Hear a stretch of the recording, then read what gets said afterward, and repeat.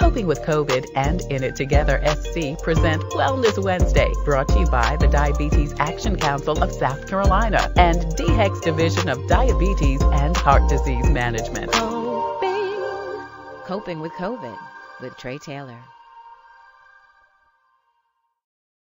Together SC and the Diabetes Action Council present Wellness Wednesday every Wednesday here on Coping with Tre Tailor. I'm Tre Tailor. Thank you so much for joining us. Today we're coping with diabetes, and Dr. Timothy Lyons joins us.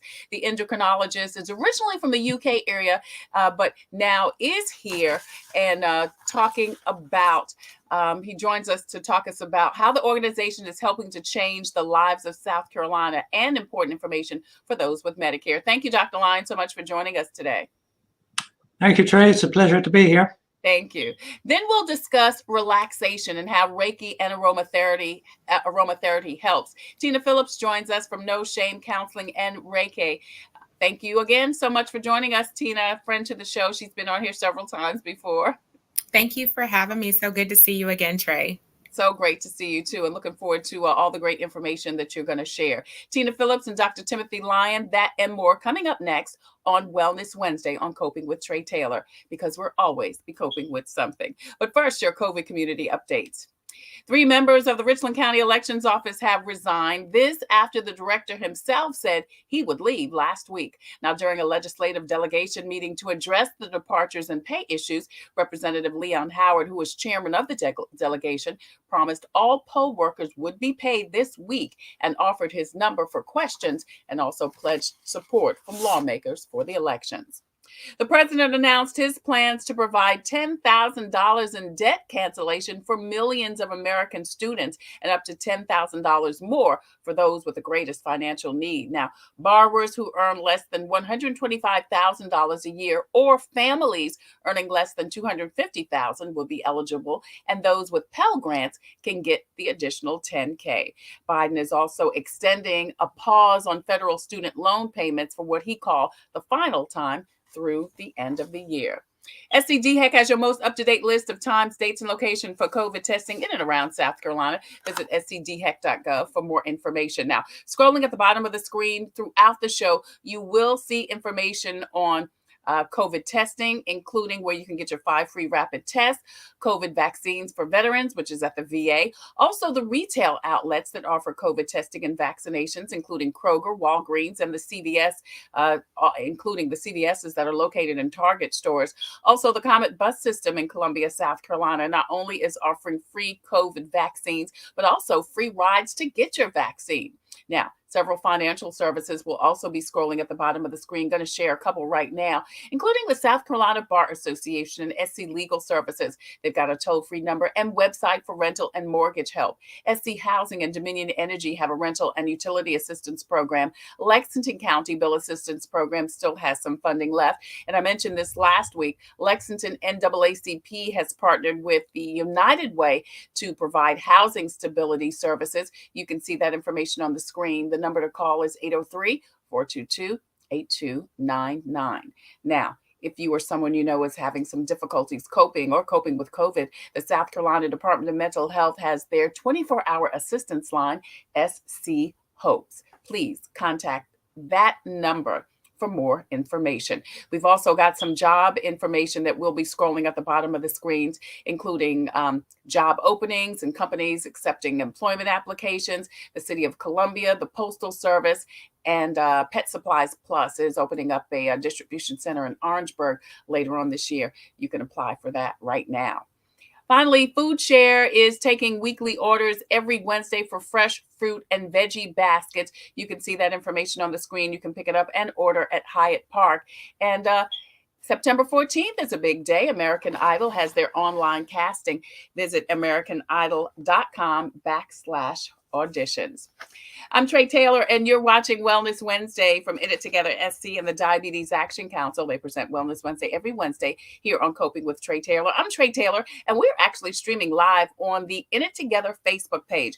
Please go over there, hit like and share and follow, and not only get notifications as to when we go live every Wednesday at 2 p.m. Eastern Standard Time for Wellness Wednesday, but I tell you, on that In It Together Facebook page, They've got so much great information, so many great resources on how to live and maintain a healthy lifestyle, and also how you can jumpstart your diabetes program. They've got diabetes prevention services and programs that are not only in person now, but also virtual. So you can join wherever you live in South Carolina or all over the world and get the information, the resources, and the support you need to change your lifestyle.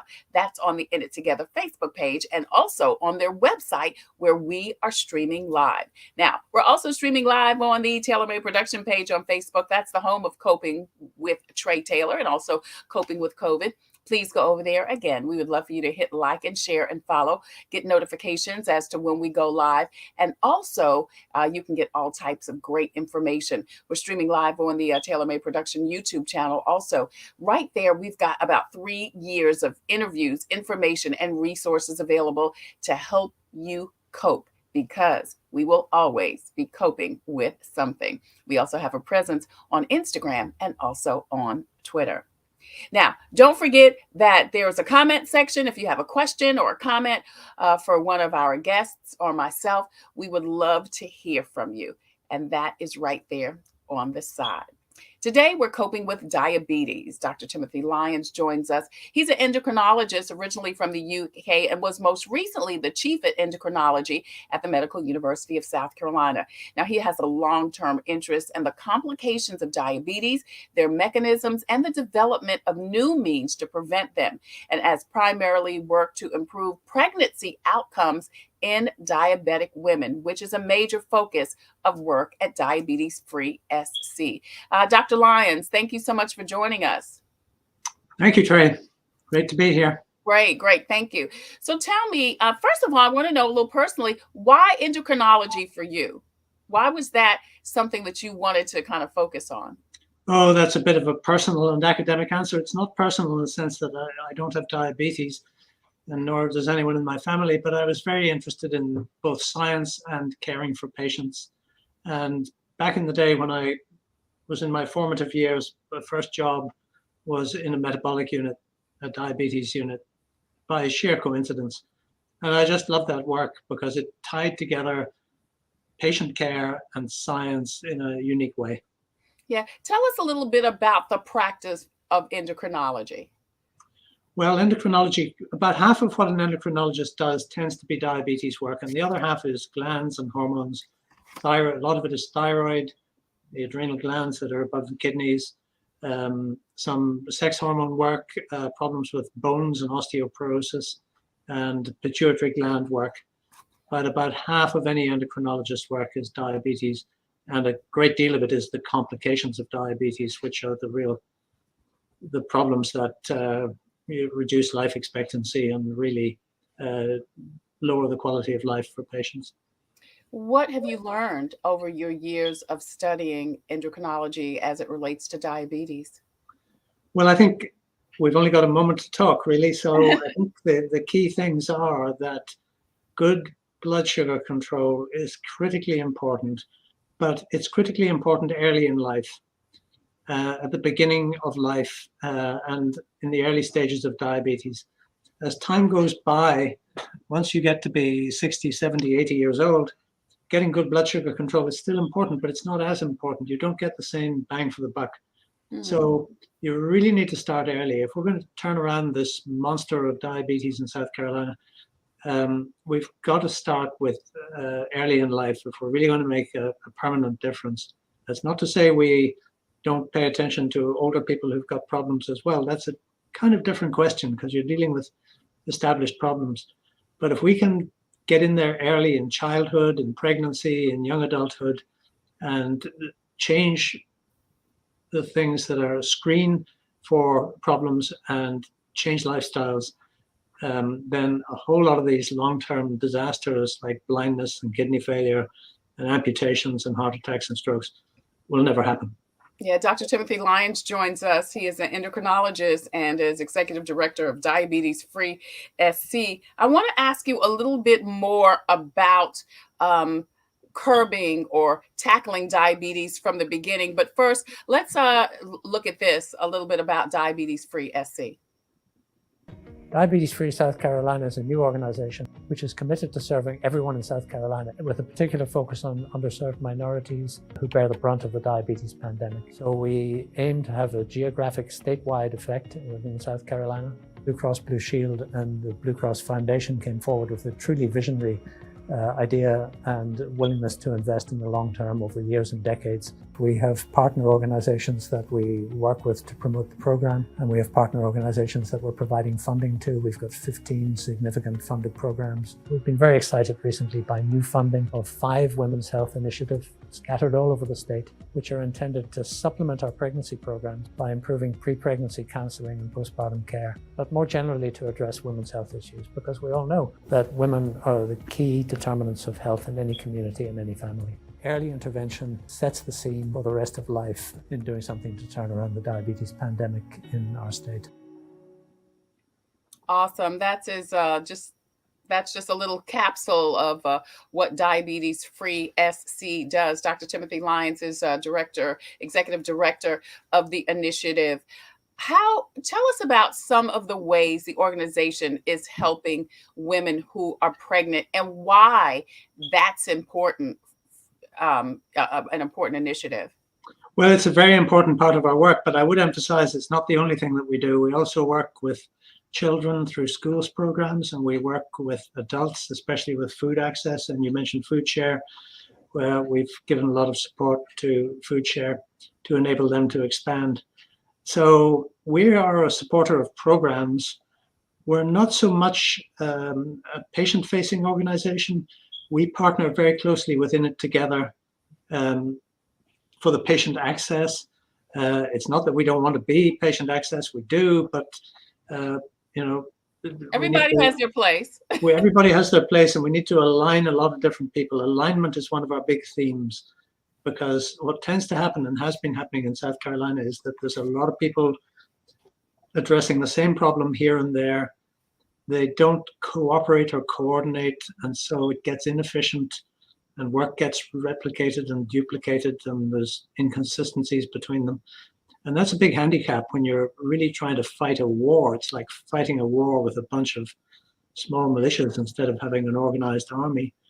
So we have a big emphasis on alignment. But coming back to the pregnant women, that's, the baby in the womb is the earliest stage of life.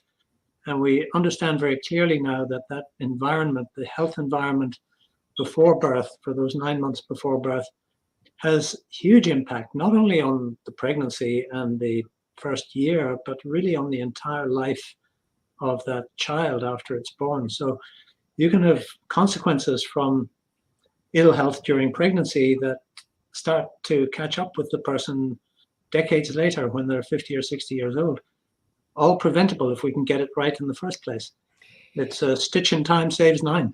Yeah, I want to go back in just a minute to how you guys are kind of coordinating all of the efforts, but I want to move forward too and talk a little bit about what you're saying now as far as pregnancy programs. Can a child, an unborn child,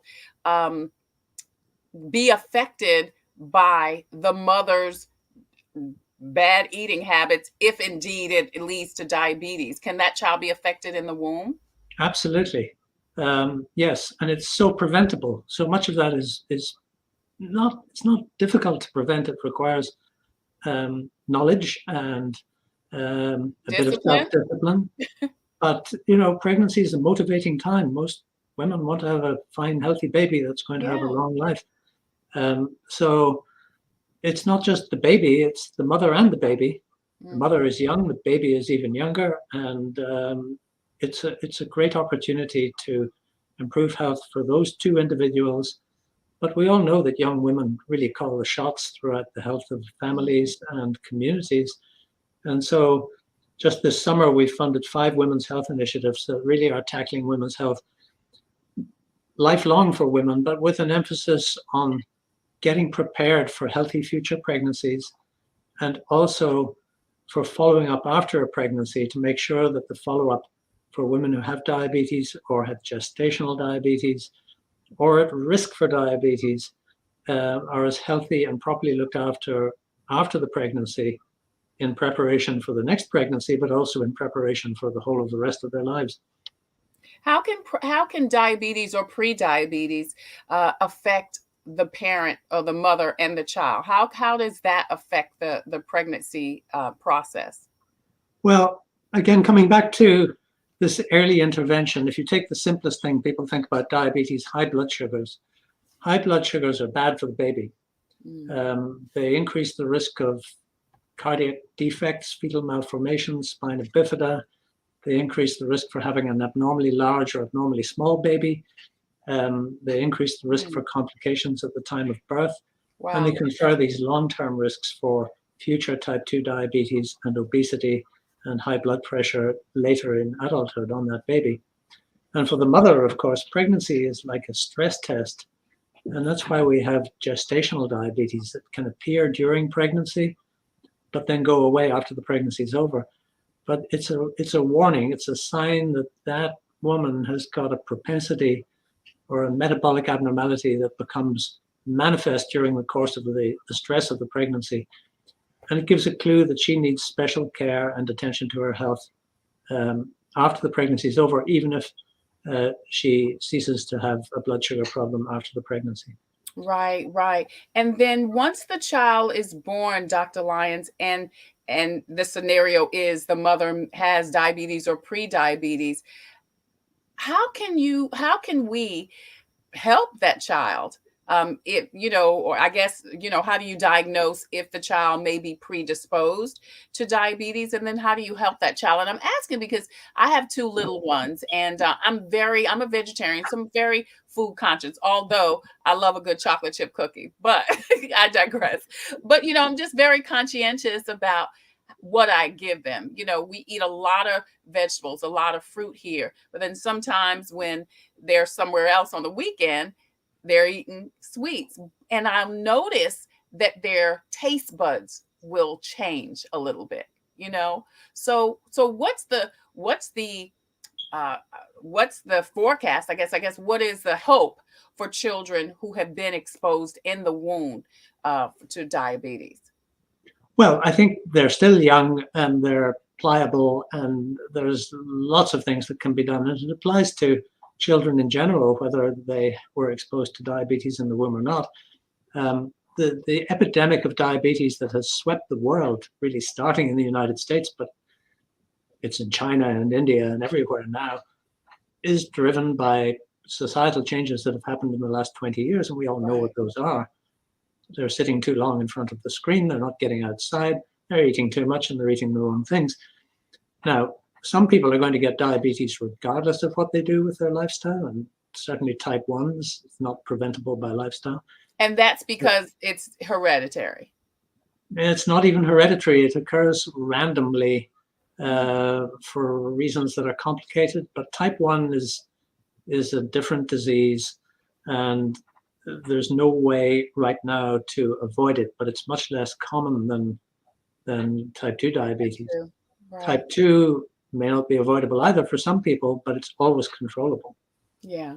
And so really trying to make sure that children have a healthy diet, have plenty of exercise, and lead a lifestyle and are knowledgeable about health in general and the diet that they need to eat growing up. There's a lot of things that we really have to try to raise awareness about. One of the alarming things, I don't want to be a downer because I think there's a lot of amazing things happening with diabetes these days. But if you look at the new diagnosis of type 2 diabetes in teenagers, I mean, it's still not that common in teenagers, but it's become more common than type 1, which usually starts in teenage years. And when I went to medical school, nobody got type 2 below the age of 40. And now they get this non-insulin dependent type 2 diabetes in teenage years and even before that. Unfortunately, the changes that are happening right now are that in African American children and Native American children, the number of kids in teenage years developing type 2 diabetes is rising quite rapidly. And that is storing up trouble for those kids and their families 10, 20, 30 years in the future. And it's very preventable. In It Together SC and the Diabetes Action Council present Wellness Wednesday every Wednesday here on Coping with Tre Tailor. I'm Tre Tailor, and today we are talking to Dr. Timothy Lyons. He is an endocrinologist who has had a long-term interest in the complications of diabetes, their mechanisms, and the development of new means to prevent them. He joins us today from Diabetes Free SC. Dr. Lyons, you said it's preventable. I don't know that you said it's easy, but it is preventable. But listen, here is the question of all ages. How do you get people to love themselves? And I say this, I say this all the time. People love fried chicken more than they love themselves, getting people to push away from the table, because as Americans, we have such a relationship with food, and comfort food at that. We turn to food for good, fun occasions, for sad occasions. I mean, food, we have a relationship with food. And oftentimes, as you said, it's all the wrong food. It's fried food. It's sweets, Well, I think you've got some control of children, maybe not much, but there's some control. Definitely. And this principle that if you can really get good, healthy habits early in life, first of all, they're more likely to be sustained lifelong. But even if they aren't, if you get off to that good start, it sets you on a different course from if you get off to a bad start. Yeah, I totally agree with that. I do. Because like I said, my two, they're now 4 and 6, and they eat oranges, they eat apples, they eat bananas, they eat raisins, they eat raw carrots, they eat raw celery. You know what I'm saying? So it's not, and you look at children like that and say, oh, they won't eat it. No, if you introduce it to them, they will. Yeah. I know that we have to fix the environment that people live in. We have to improve access to healthy food. We have to improve access to healthy places to exercise for children and adults. Yeah. We're interested in development of outdoor recreation and specifically in addressing health inequities, so that outdoor recreation is not only for a nice park 50 miles out of town where you drive and you get on your fancy carbon fiber bike and your lycra cycling. It's got to be for kids in 29203 and in places that need it the most. Yeah. And you've got to have a willing adult to help them engage in those activities, and not just give them the tablet and tell them to sit down. Yes, but the social determinants of health is the buzz phrase, as you know. Yeah. If you grow up in an environment that doesn't necessarily have a great awareness of these things and also has a lot of fatalism, my mother got diabetes, my grandmother got diabetes, my uncle died of it after an amputation. It's my destiny. Yeah. We have a little video campaign coming out saying diabetes is not my destiny. It isn't. And it doesn't have to be. Yeah. No. You can bring your family. There are things you can do, and if you don't want to do it for yourself, at least do it for your kids. Yeah, I definitely agree with you. Let's see. I know you've got you want to show us what Diabetes Free SC is doing throughout the state. So if you'll share your slides, we would love to. Let me see if I can make this work. Yeah, I think. Yeah, there you go. Here we go. Diabetes Free South Carolina is a new organization which is that's not it. You must have taken them down, because they were up and then now they're not. Give me one moment. Okay. All right. Dr. Timothy Lyons joins us. He is an endocrinologist. He's with Diabetes Free SC. He was most recently chief of endocrinology at MUSC and has a long-term interest in the complications of diabetes, their mechanisms, and the development of new means to prevent them. He has primarily worked to improve pregnancy outcomes in diabetic women, which is a major focus of the work at Diabetes Free SC. Right now, he is going to share with us some information on what they're doing throughout the state. Can you see your slides, Dr. Lyon? Yes. Can you see them? Yes, we can. Okay. So there's just quickly a series of 6 or 7 slides here, and I'll just go through them very quickly because I know we don't have much time. But this is our pregnancy program. We started it initially at MUSC when I was still working there. It's colored yellow because that's actually funded by the Duke Endowment. And then when we started Diabetes Free South Carolina 2 years ago, we opened up similar programs in the Midlands and the Upstate. And the goal here is to make good pregnancy care more feasible for women who've got diabetes or at risk for diabetes. And the need for that is because a diabetic pregnancy needs a team to manage it. And that team needs to be ideally located in one place so the woman doesn't have to make 5 visits every 2 weeks to the doctor throughout the pregnancy, which simply doesn't work. So we're trying to co-locate people so it's efficient and so that the team communicates with each other and that the patient is in effect the leader of the team. So their management of maternal diabetes programs or MOMS programs have been very exciting. They've been going for 2 years now, and we're beginning to get some interesting data coming from this. And we hope to grow this further, but good pregnancy care is key. Right. Is that working? Can you see? Yes. Mm-hmm. This is Food Share. We funded Food Share for 5 years. The darker color represents Food Share hubs that were active before we engaged, and then the lighter colors are new ones, and there's about 12 or 13 new ones have opened up in the last 2 years since we started this.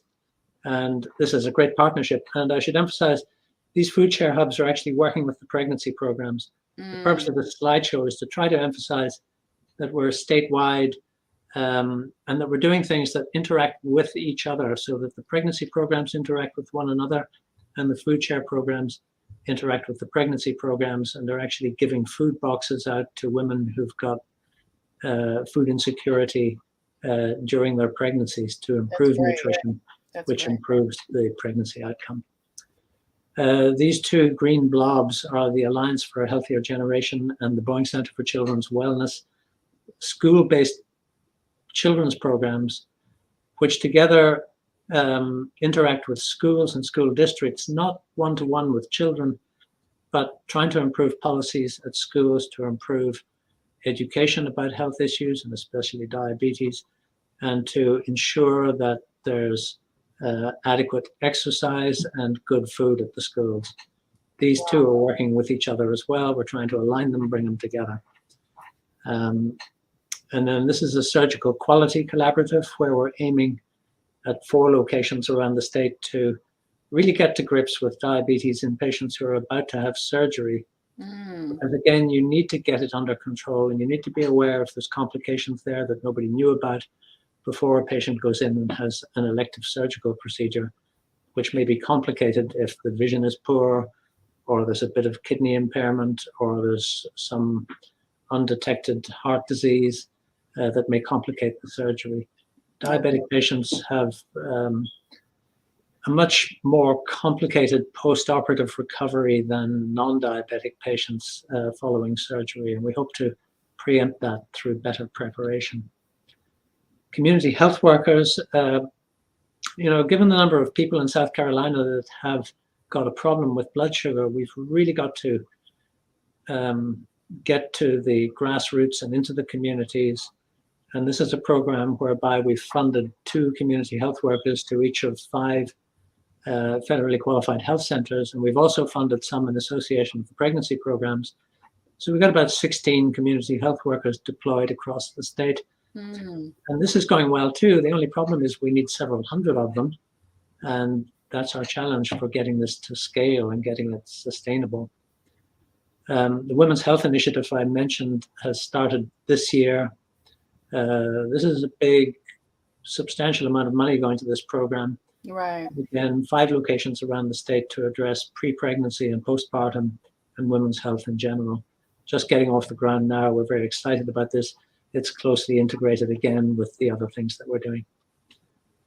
And Kids in Parks is an effort to get children outside and exercising. This organization creates these track trails, which are programs in the phone where you can go to a park and log on and see the trail that you're walking and get all kinds of interesting information about it, about nature, about history, just things that will make the visit to the park more interesting and exciting for the child and the family. So we're hoping, as shown here, to deploy this program into at least one into every county in South Carolina. Yeah. That's just starting as well. And food is medicine. This is a program to improve food access again, and helping to explore the food prescriptions, actually coordinating with Food Share and other organizations to improve food access by making it something which is, the importance is emphasized by the fact that healthcare providers will actually prescribe to patients that they need a food and dietary intervention. Right, right. So that's it. We have all these things. There they all are. As you can see, they're widely spread around the state. Yes. We're encouraging interactions between all of them. And as it says here, we're trying to grow a statewide, interdisciplinary, interactive, collaborative program to defeat diabetes. And we're working closely with In It Together and the Diabetes Action Council to try to achieve these goals, because we need things to get better in South Carolina, as I think we all know.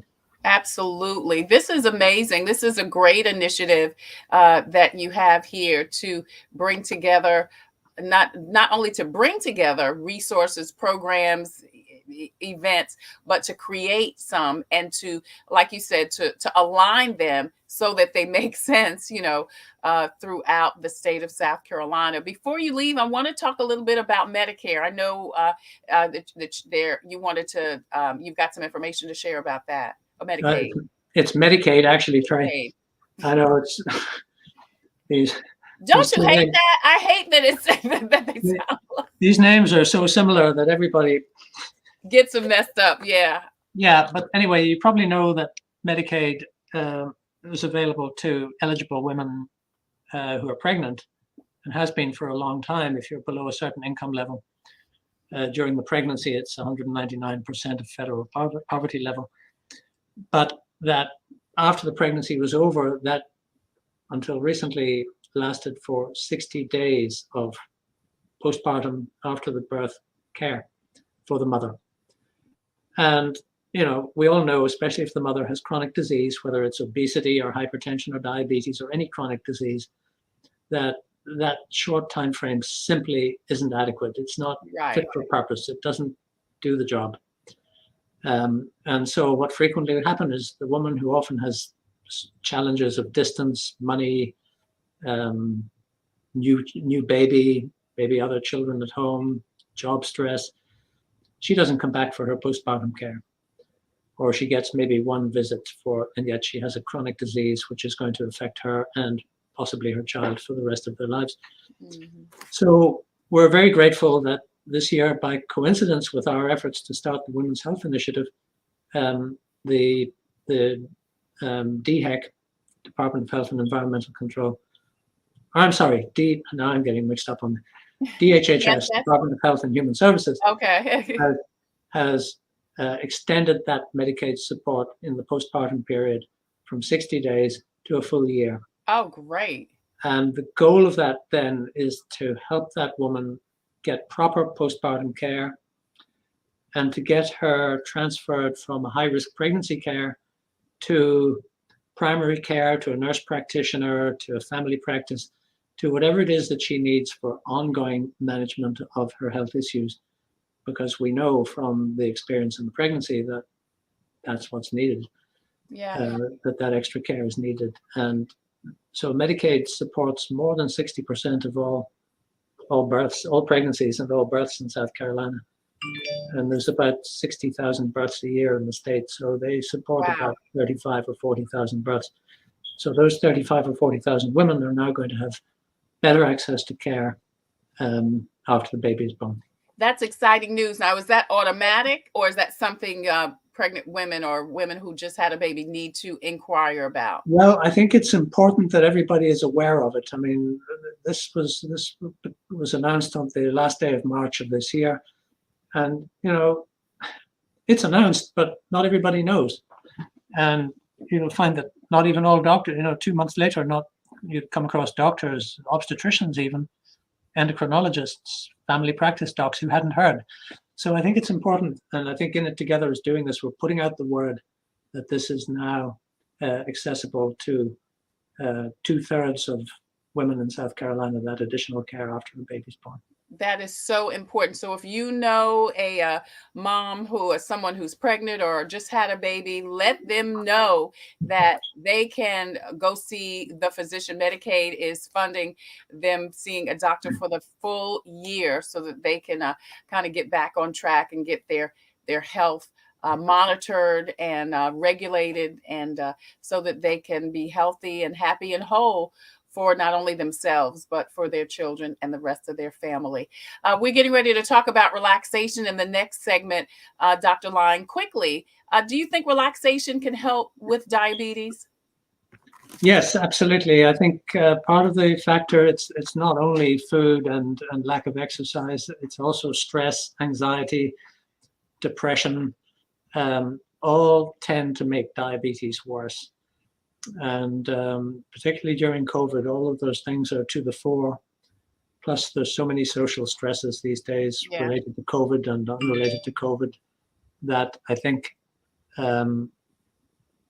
conscious efforts to improve relaxation and get people to truly find proper, healthful downtime, not unhealthy downtime on the couch with a bag of chips.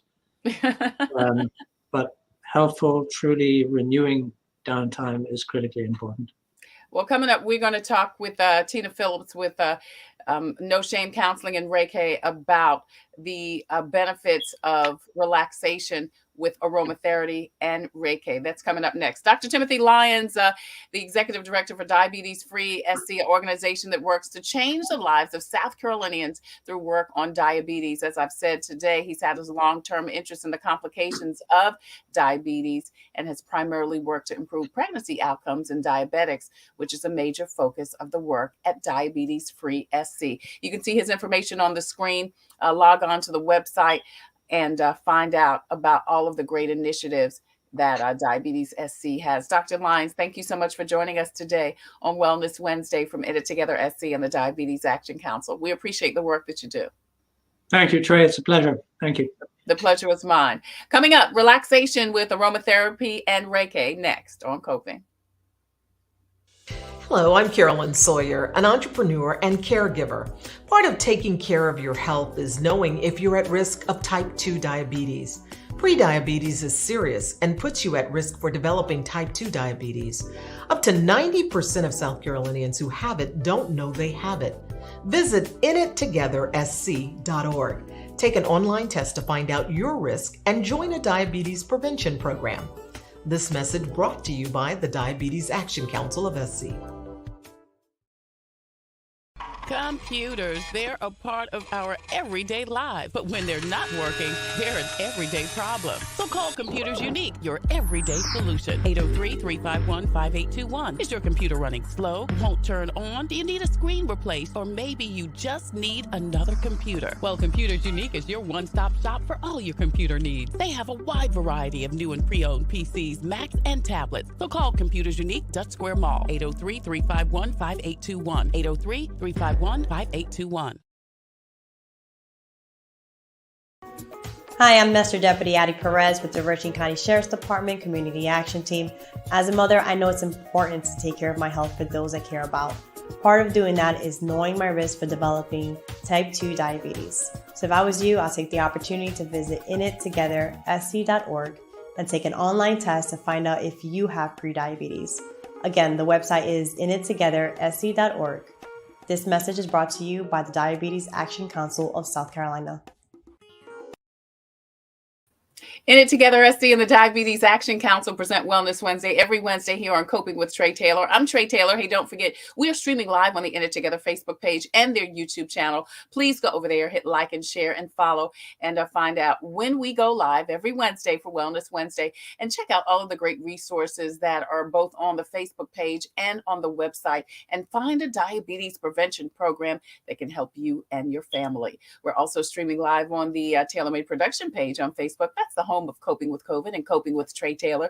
Please go over there and hit like and share and follow. Check out when we go live, and also find out all types of information and resources that are available not only on the Facebook page, but also on the YouTube channel. 3 years, that's right, count them, 3 years worth of resources, information, and interviews to help you cope with life because we'll always be coping with something. We've got a presence on Instagram and also on Twitter. Hey, don't forget, scrolling at the bottom of the screen, all types of information, including COVID resources, financial information, jobs, and so much more.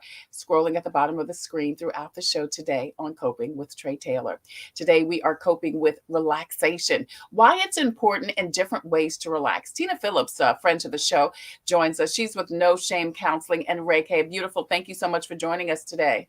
Thanks for having me, Tre. It's always a pleasure. Thank you. I love that blue background. It looks so relaxed back there.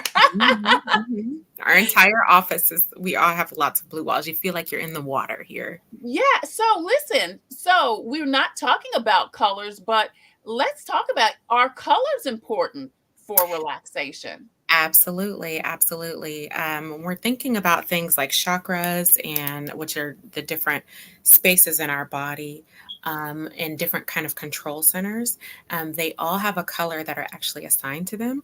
And so we're talking about things like diabetes, and we're talking about stress. There is a color that's assigned. Diabetes is typically associated with our root chakra, and the color for that is red. And then it's also associated with our solar plexus, and the color for that is yellow. And so one of the ways, an easy way that people will tell you to kind of start looking to work through those things is to even eat certain foods that are in that color scheme.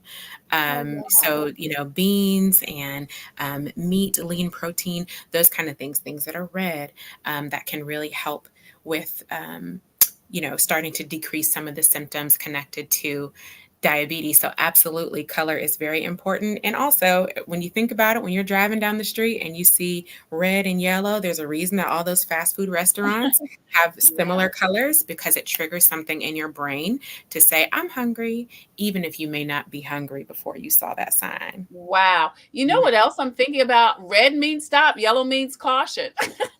It does. And green means go. And green means go. Does. Yeah. So a lot of times the colors that we will see for food is usually red, green, and yellow.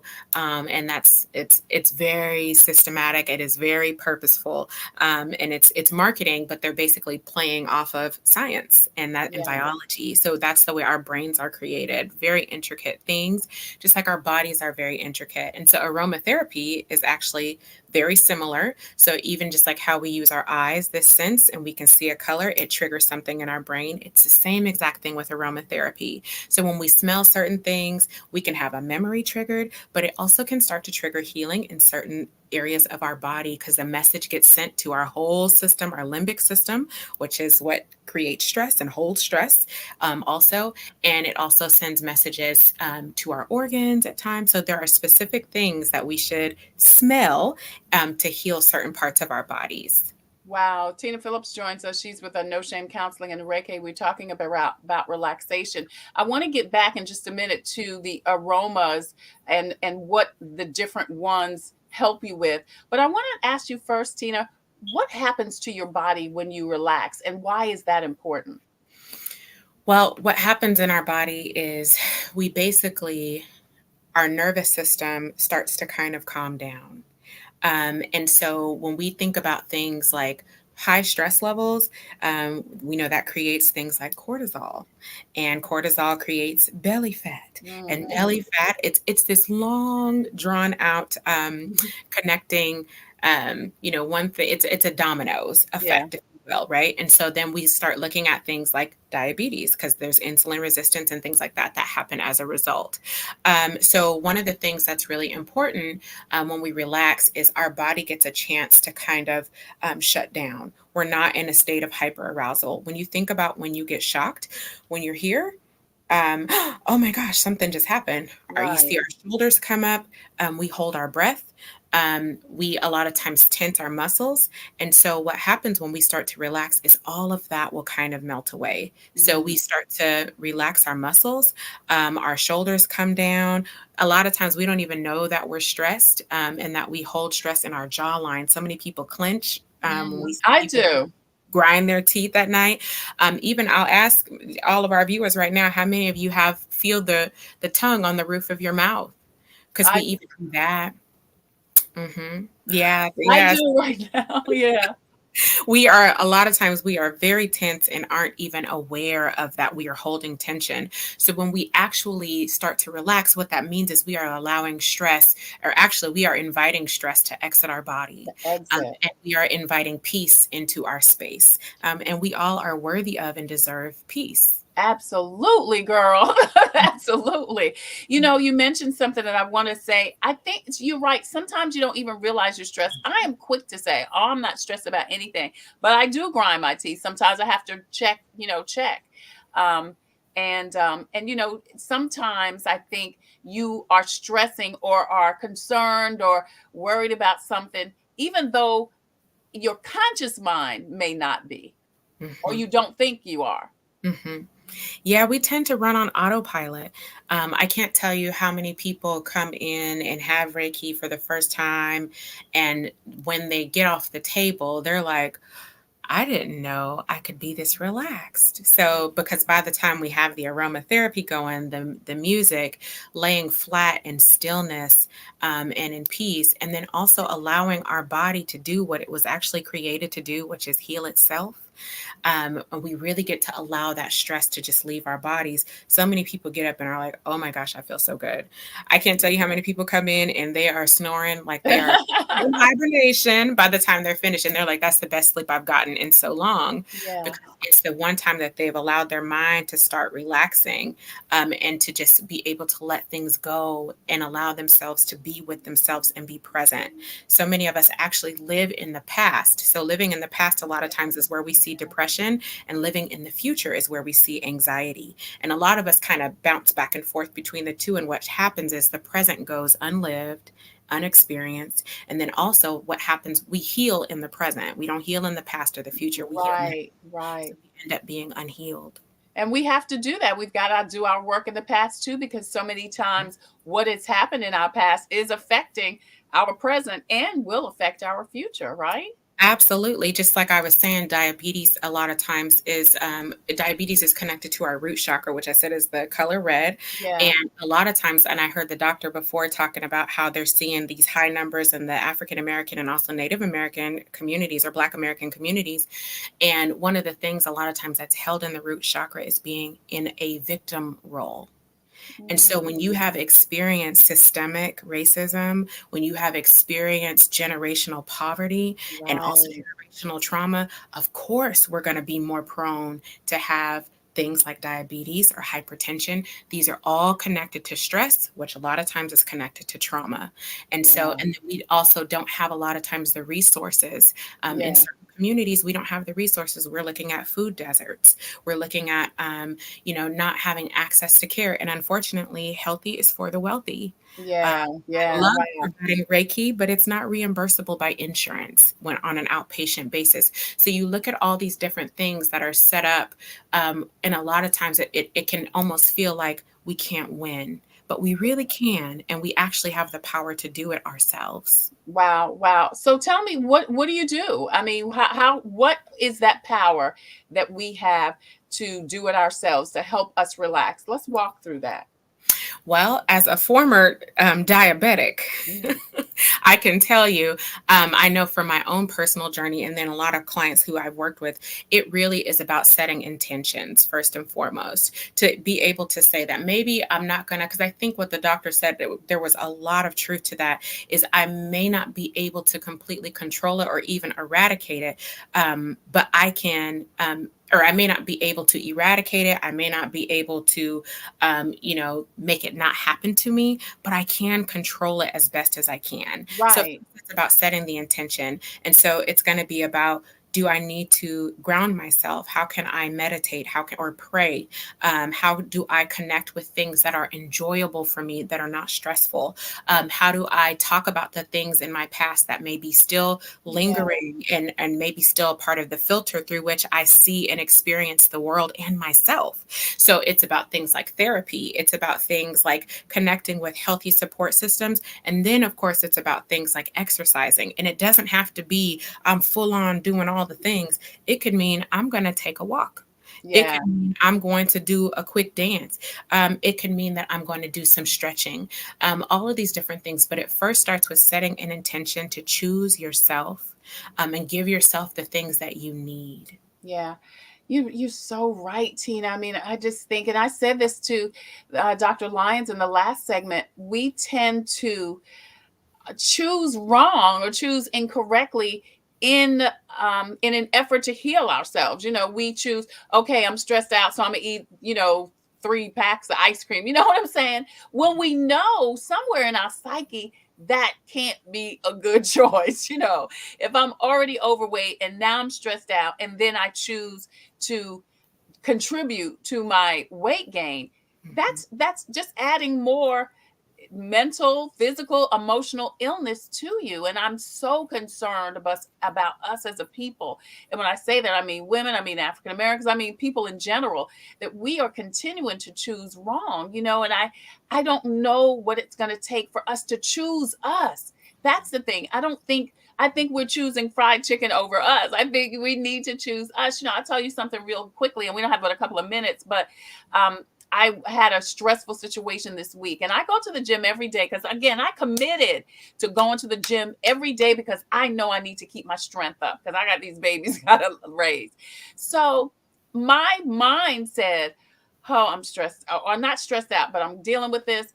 I'm just going to come home and go to sleep. But then my spirit said, you need to continue to go to the gym because that workout is going to help your stress level. You know what I mean? So we've just gotta, something's gotta shift in our mindset to Well, choose what's best for us. I agree. And I think that while we look at things, I mean, the name of this show is Coping with It's COVID. coping. Yeah. And I think that what happens is we have learned, especially culturally, that one of the ways to cope is to eat. And if you think about it, after the funeral, after the burial, what do? We go to the repast to eat, because that's how we are able to soothe ourselves, and that's how we are able to find some peace and solace in that moment.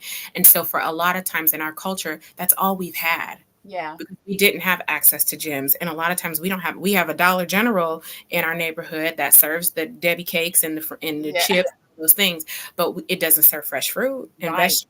So a lot of times we're coping, we're getting through the best that we know how to with what we have available to us. So the way that we fix that, I think, is on a macro level, is on a policy level. So we have to start, those of us who have the privilege of being wealthy, whether that's in mind and spirit and emotionally, high emotional IQ, we've got to pass this along and help the next person to be able to say, hey, there's another way. There's another way. We have to make access to care a forefront issue. So this is included in voting and all those other things. Can you tell I'm a social worker? Yes. So that's the way that we start to fix this, so that people can see I have other mechanisms for coping, and I've got something to live for. I've got something to live for. I've got something to live for, and I want to live my best life, because I want to live if you're 50. Yeah. Mm-hmm. Yeah. Tina Phillips joins us, No Shame Counseling and Reiki. We've got about 6 minutes to go, Tina, and I don't want to hold you up because I'm sure you've got clients. But tell us quickly some of maybe the top 3 scents that there are and what they're used for and how we can use them. So for diabetes, you want to look at a lot of times things that are connected to florals. Okay, so we're going to look at things like lavenders, clary sage, like frankincense or pine, also nutmeg. All of those are going, and then of course cinnamon. Cinnamon is great. Also, cinnamon is great to take and ingest. That was one of the things that I utilized to help reduce my A1C levels as well. So these are the things that you really want to connect with, and that will really help with your adrenals. Your adrenals sit on the top of your kidneys. And so this is helping to support your adrenals well. So definitely want to smell those things. If you're looking into stones or crystals, you want to look at garnet. Hey, and that's big for all the USC fans, right? It's not just a color, it's also a stone, but sitting with that as well. So there are a lot of ways that you can do that. Aromatherapy is very inexpensive. You can get that. You can put it on some of your pressure points. You can put it behind your, like on on your neck. You can just smell it in. There are lots of ways to do that now. You can put it on bracelets or necklaces. Some people put it in their navel to help really get it into their system Oh, as well. wow. Yeah. Wow. I love that. So we can put it on our pressure points, put it in our navel, smell it. Is there the better time in which to use aromatherapy, or is it just when you need it? It's when you need it. Everything is individualized. Trauma is individualized and healing is too. So when you feel like you're getting stressed, you got to know your body. You got to check in with yourself. When you feel like you're getting stressed, that may be the time to sniff that, right? It may mean that I'm going to do that when I wake up in the morning. When I'm setting my intentions for the day. It may be at night before I say what I'm grateful for during that day. I'm going to go ahead and smell those aromatherapies to just help myself get the rest that I need and to help release all the things that I need to release from the day and let that stress leave the body. Wow. And then do you do it every day, or like I said, or just when you need it? I would say every day is helpful. And it is very helpful to do it every day, but for sure when you need it, absolutely. So But you can't overdose on aromatherapy.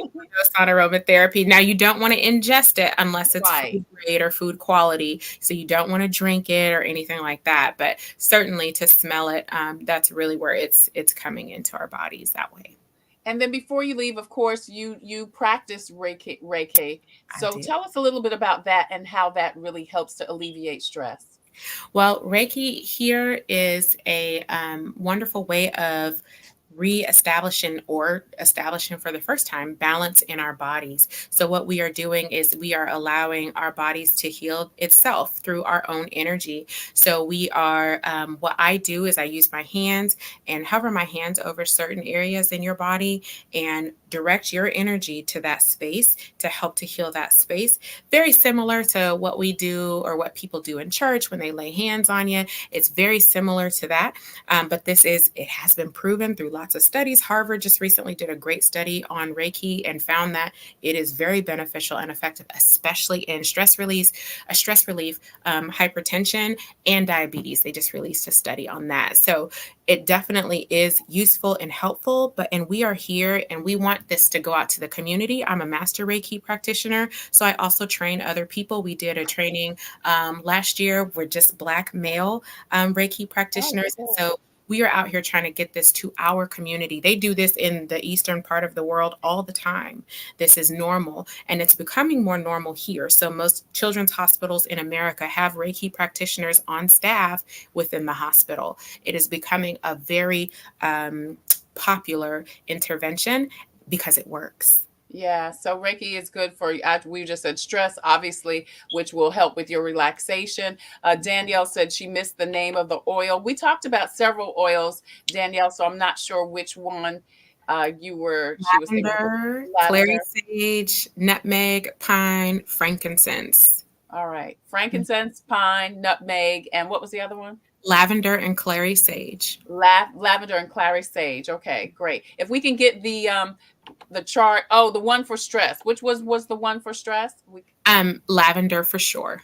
Lavender. Lavender. Stress and anxiety, big time. All right, great. And you can see, Danielle, the chart up on the screen that tells you which oil is best for which situation. But as Tina just said, she told you the one lavender for stress. All right. If people want more information about aromatherapy, about Reiki, as you can see, Tina's got the whole thing going on behind her. She looks like she's in the bottom of the sea, and just, I've done Reiki. I'm due for a couple of more, definitely, but it was great. I am due for, yes. Or put your clinician glasses on, because I didn't say anything. I'm just looking. But it was great. It was great. It was really, really great. It was really, really great. And I need to make time to go again. Danielle says, this was very helpful. Yeah. Thank you, Danielle, for watching. And thank you for, getting the information. So for more information, once again, on Reiki, which I highly recommend, and aromatherapy, you can see Tina's information there. No Shame Counseling and Reiki. She is a certified counselor. She is a Reiki clinician, and you can see her information there. Coming up next week, we're going to talk about more ways to relax with Tina's sister, as a matter of fact, Dr. Nicole Edwards. Nicole's coming on. Dr. Nicole Edwards is going to come on, and she is a board certified family practitioner. We're going to talk about more ways to relax because it's so important for our mental, physical, and emotional health to relax. Tina, thank you again so much for joining us today. I appreciate you, beautiful. Thank you. Be kind to yourself. Yes.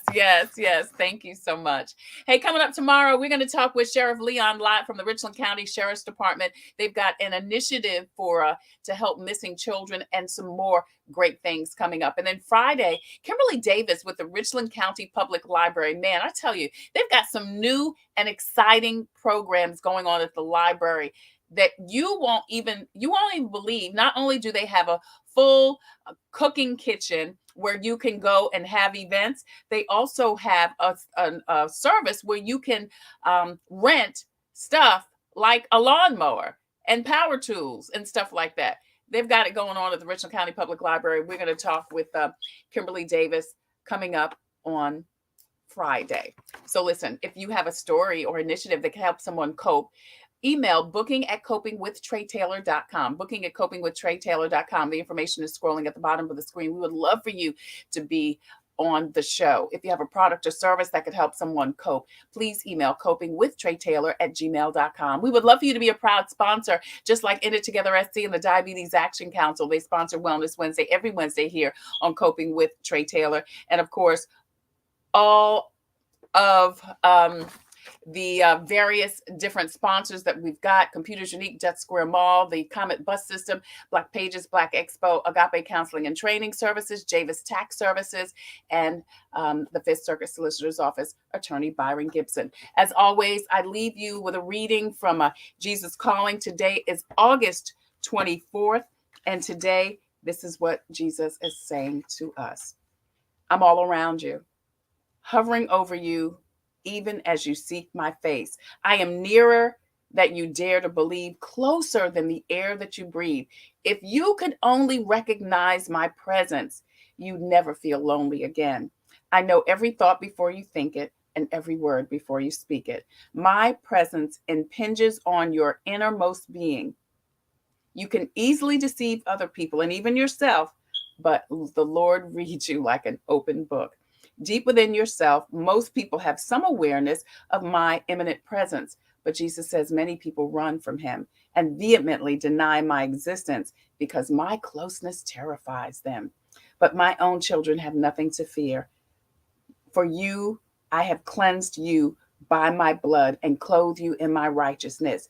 Be blessed by my intimate nearness. Since I live in you, let me also live through you, shining my light into the darkness. That's your Jesus Calling for today, Wednesday, August 24th. Thank you so much for joining us on Wellness Wednesday from In It Together SC and the Diabetes Action Council. I'm Tre Tailor. Listen, until the next time, I wish you peace, abundant blessings. Take care. God bless. Stay well.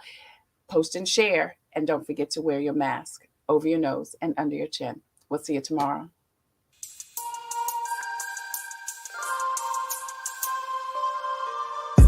Coping, find peace of mind to survive through whatever. Coping, learning the way that we thrive all together. Coping, finding out what's real. Coping, we can heal, we can heal, we can heal. Coping with stress, coping with strife, bringing hope for success, for improving our life. Coping beyond hoping to do more than survive. Ways to live a healthy life. Coping and promoting, learning what you can do. 6 ways to a better you. Coping, find peace of mind to survive